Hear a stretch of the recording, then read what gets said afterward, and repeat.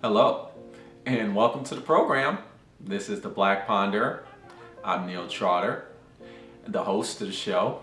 And today we are at this hotel room because I'm currently on, some sort of business slash personal situation. Won't bore you on the details, but yeah, we're in this hotel room, so you'll have to forgive my lack of aesthetic background. But do I ever have a aesthetic background on my channel? Not really. So is it anything really new? No, we're lo-fi here at the Black Ponder. That's how we roll. But it's all about the content, right? That's what we believe in. Yeah. So today what we're going to be talking about is some Aristotle. We're going back to some ancient Greek philosophy, and we're going to be discussing this work here. Well, a theme of this work, it's Aristotle's De Anima, or loosely translated, the soul. Okay, so what is this work on the soul about? It's about many things. So first and foremost, you have to remember that, or you have to understand that when Aristotle refers to the soul, he is not talking about like the soul as we know it, like the spiritual non-entity or entity, metaphysical entity that many people believe in or are familiar with. The pure essence of a person that transcends the physical. So he's talking about that, but he's also talking about a lot more than that when Aristotle says the soul. Right? He's also talking about like the motivations of a person and like the motivations of the person in relation to their environment. He's talking about like a ton of things. So when he refers to the soul, he's referring to like this more grander idea than what we typically think of when we talk about the soul. So again, like with Black Ponder, do we do book summaries? No, we don't do that. Because if we were to summarize philosophical texts, we'd have to have like 6-8 hour videos. So what I like to focus on is a specific theme or just an idea or a set of ideas that just sparks interest for me, and that interest that I would like to share to y'all watching. And then you can add your supplementary commentary in the comments below, and I will add my supplementary commentary, and then there'll be a discussion. That's how we roll. And so I thought there was a very interesting talk that Aristotle referred to when he was talking about thinking, right, and how the mind thinks in relation to the soul. And that's another thing, like the mind and the soul for Aristotle is not as separate as how we think of it is today, right? It's more like combined. But we're not even going to get into that. We're going to get into very specific understanding of what Aristotle is talking about here he's talking about thinking, and he divides it into 4 things, right? It's perception, perceiving, thinking, right? And then there's beliefs or believing, and then there's imagination, right? Or imagining. And I just thought it was very fascinating, particularly when he starts talking about like the difference between belief or believing and imagination.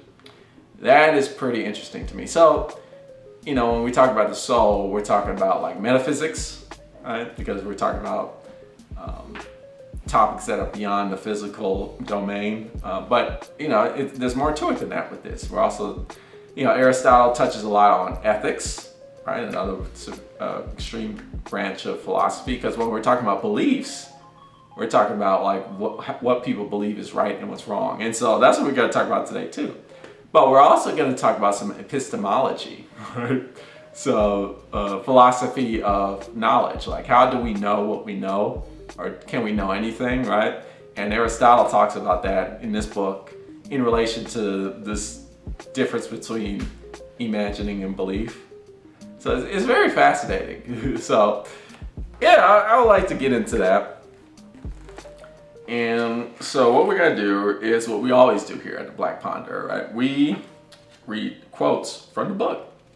And I like doing that. And this is nothing new, but in case maybe this is your first video on this channel, that's what we do. We read the text and then we talk about the text, right? We engage with the text.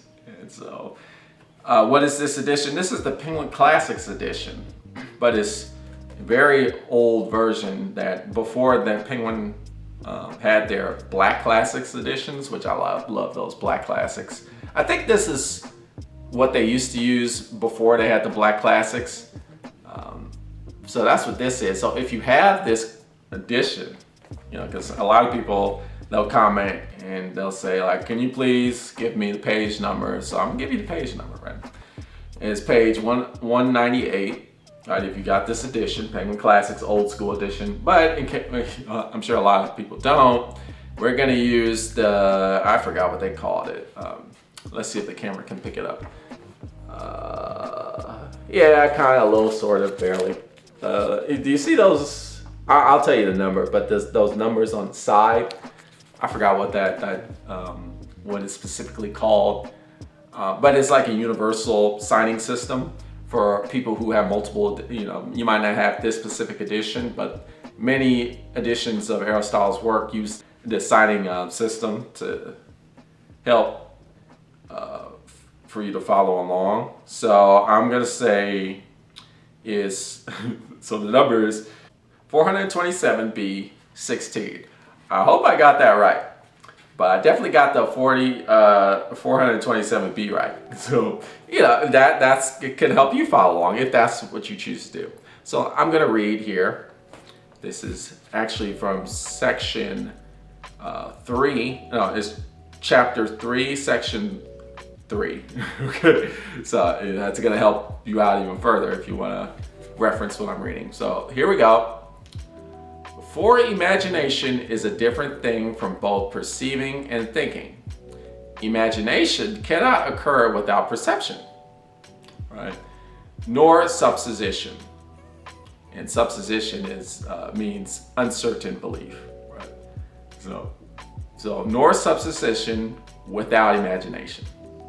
Now, the non-identity of imagination, that's important. We'll go back to that. Non-identity of imagination and supposition is obvious, for it lies in our power to be affected by imagination. Whenever we wish, one can produce something before the eyes. The non-identity. So when we talk about identity, we're talking about like more advanced kinds of thinking.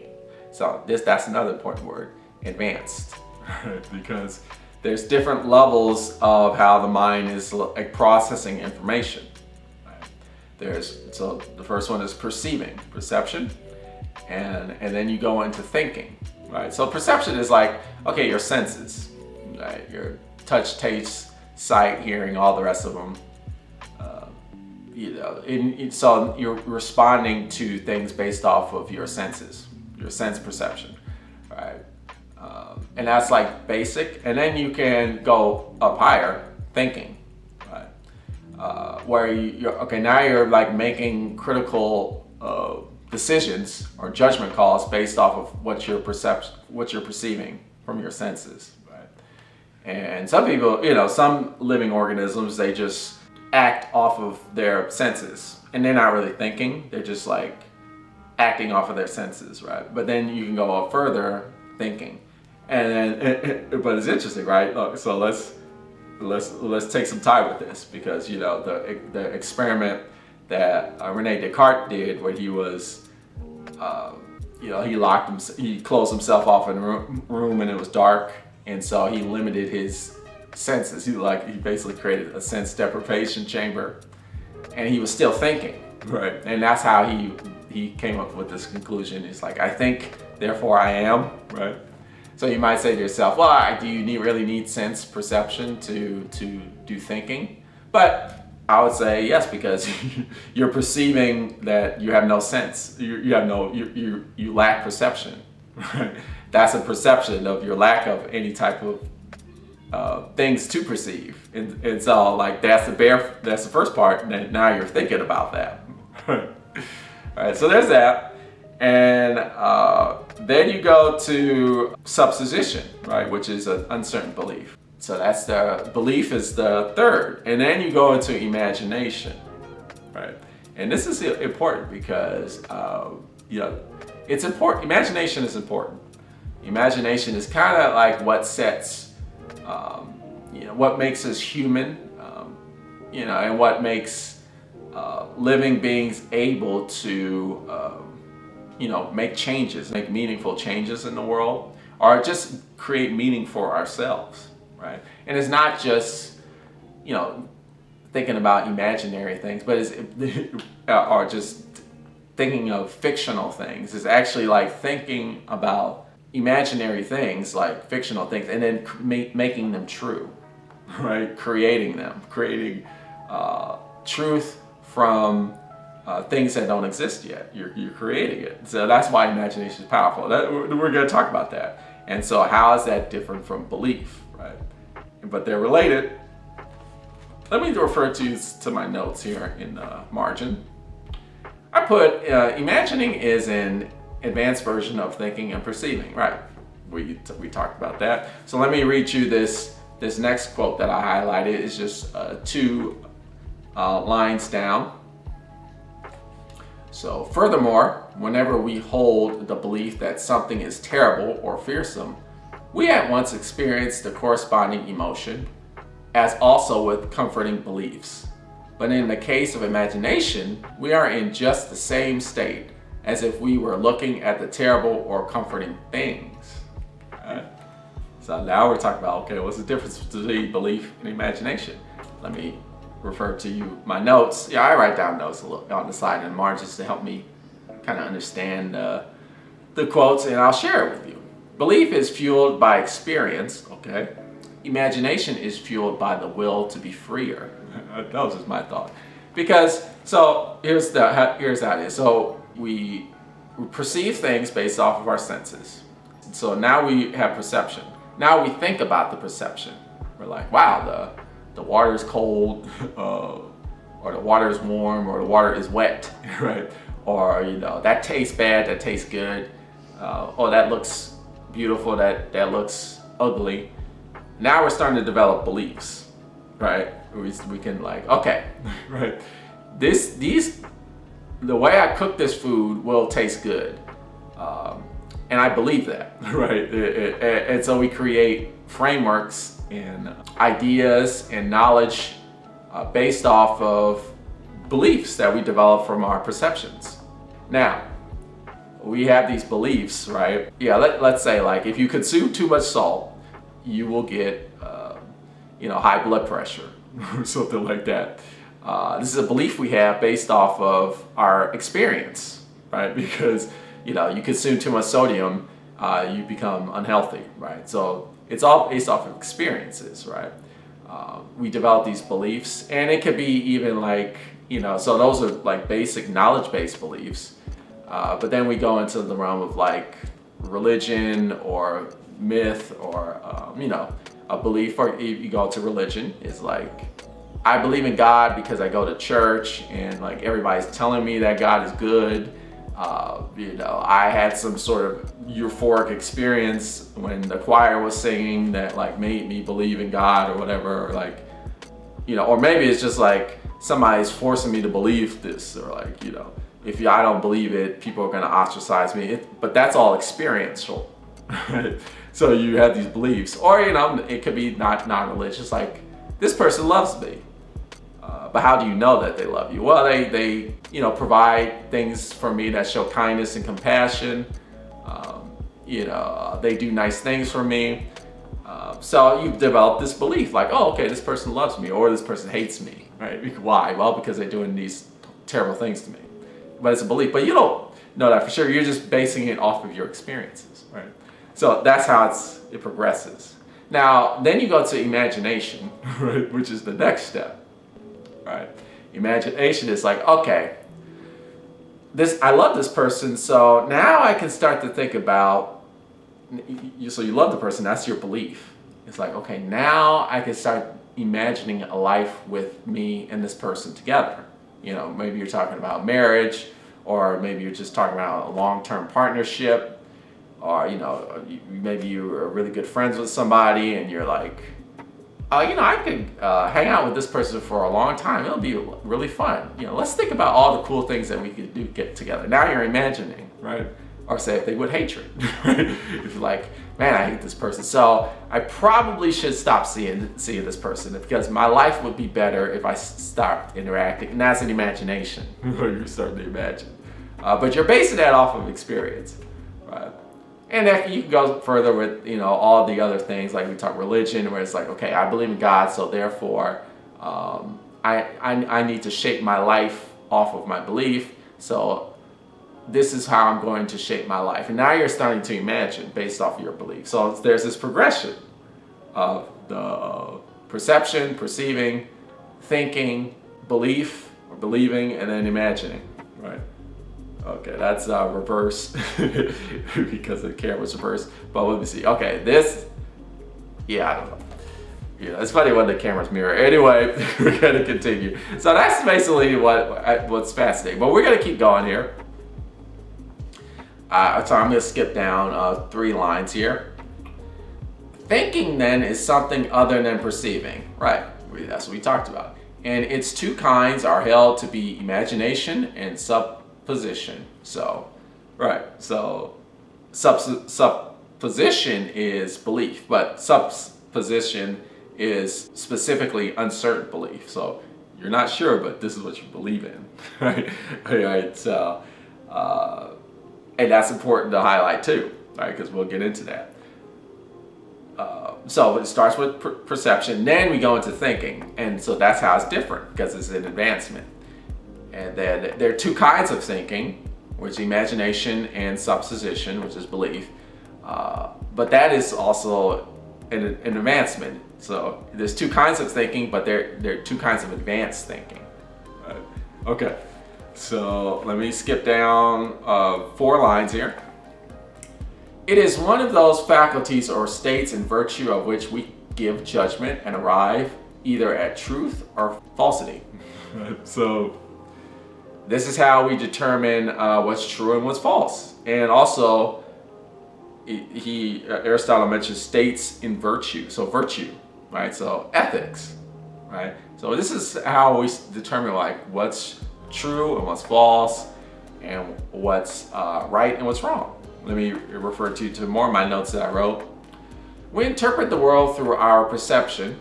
We then think through our perceptions to determine what's true and false.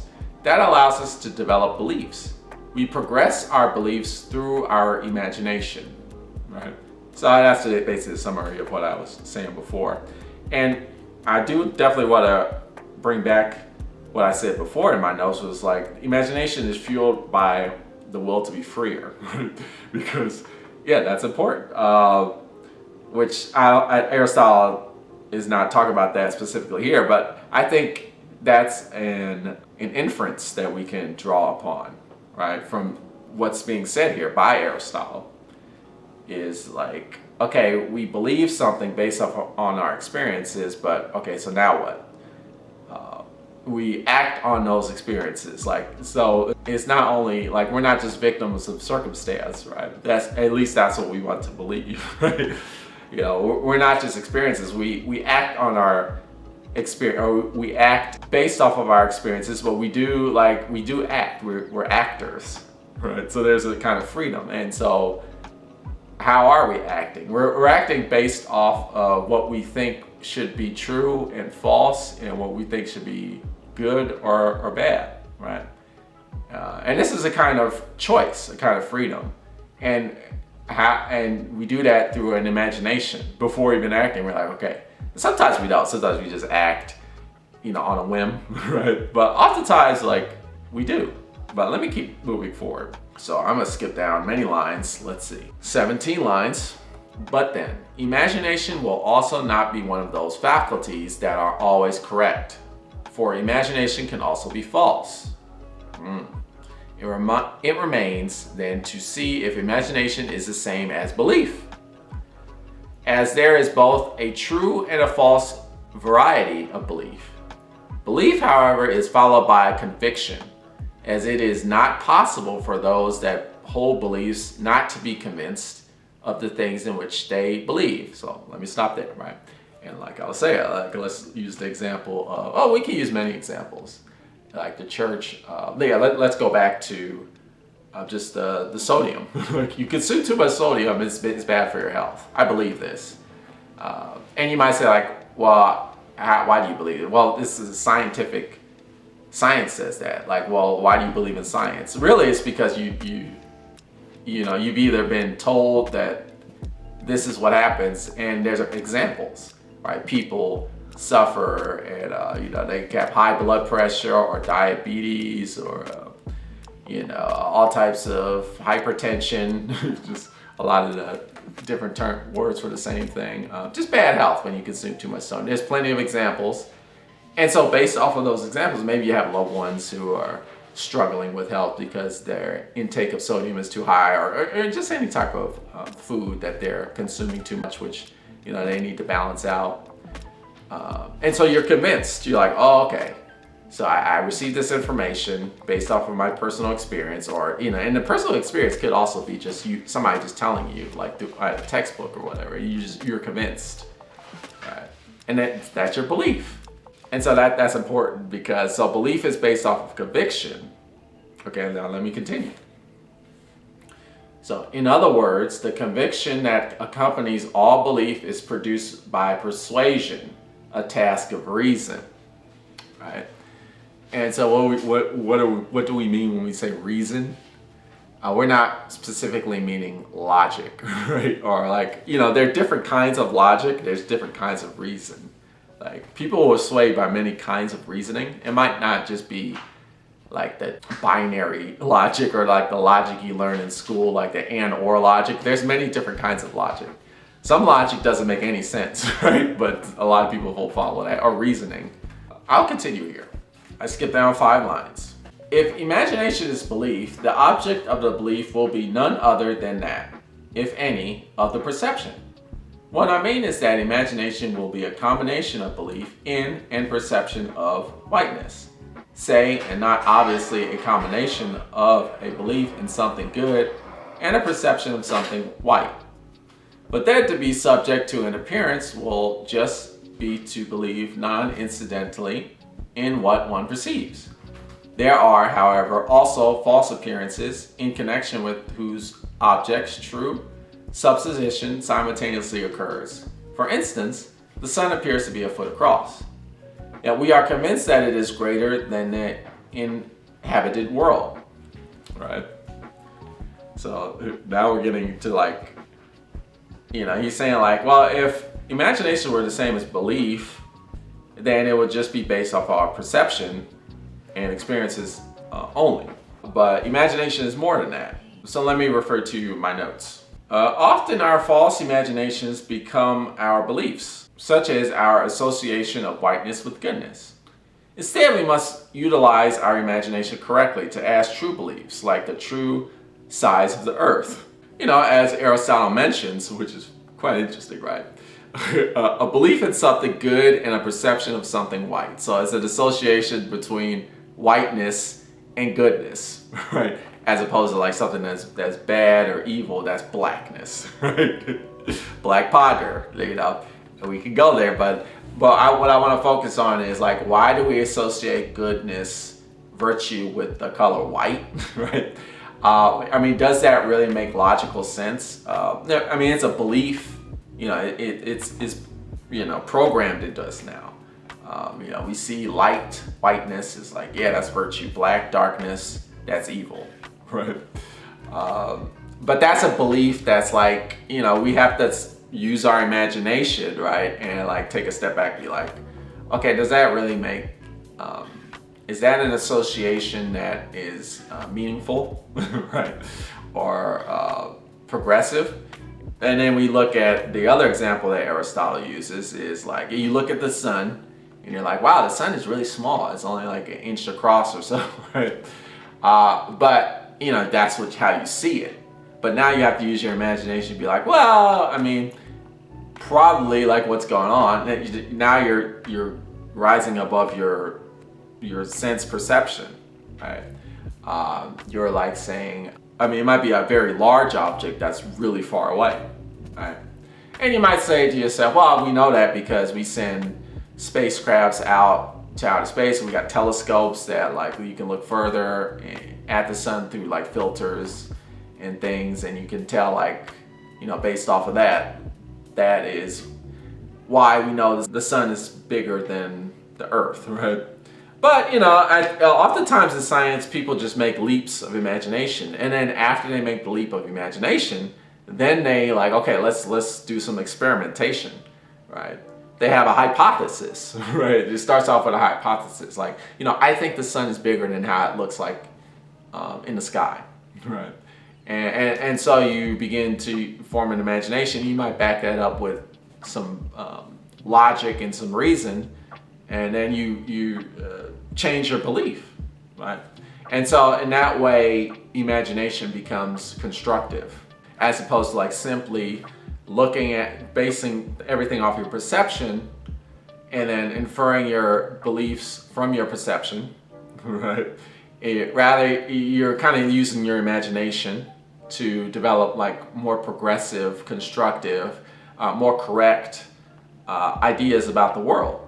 And so by using our imagination, our beliefs can change for the better, or they could also change for the worse, right? If you start holding beliefs that are false because you are not acknowledging the limits of your perception, because oftentimes that's how it happens, because our perceptions are limited, right? We don't have absolute like sight, hearing, taste, touch, and then there's other senses that we just don't even have, right? Like that other animals, for instance, do, like echolocation, or like even when you look at the flies and how they see the world, it's very different from how we see the world. Which version of sight is correct? Neither, right? They're both valid ways of seeing the world, and so you're going to have different beliefs based off of your ability to think, right, about your sense perception. But now what I'm doing is I'm using my imagination. It's like, well, my sense of sight is not the only way the world can be seen. Right? There are other ways the world can be seen, which are just as valid, or sometimes even more valid, right? And so we're going to have to incorporate different ways of seeing. For example, you use telescopes to see faraway objects in outer space, but we're not just using visible light. We're using infrared, radio, many different kinds of light throughout the spectrum that our eyes can't perceive directly. Right?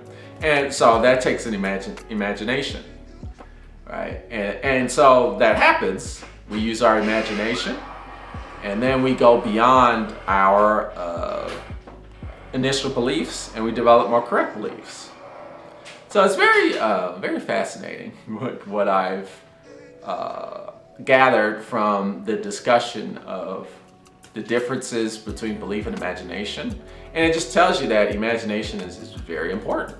Right? It's very important about how we interpret the world and how we construct the world to make it better. And it is based off of belief, right? But, we might develop beliefs that are limited or even just flat out wrong because we don't acknowledge the limits of our perception, right? And so we have to use thinking to evaluate our perceptions in a correct way. Right. Then we develop beliefs, and then we use our imagination to evaluate those beliefs. And it's kind of like this cycle of doing that. It isn't just like perception, thinking, belief, imagination, done. No. After you use your imagination, you might go right back to perception. And then you just cycle through it over and over again to develop further ideas about the world which are truer and like more righteous and better. That's what I wanted to share with you about in this video. Of course, I'm not going to cover this whole text because, like I said before, that would take hours and hours and hours and hours. Because philosophical texts, they got a lot of ideas and content in them, and we just like to focus on certain aspects. But if if you have some commentary or some analysis that you would like to share, comment below. But I would like to thank you for watching. You've been watching The Black Ponder. Tune in next time for more philosophical thought.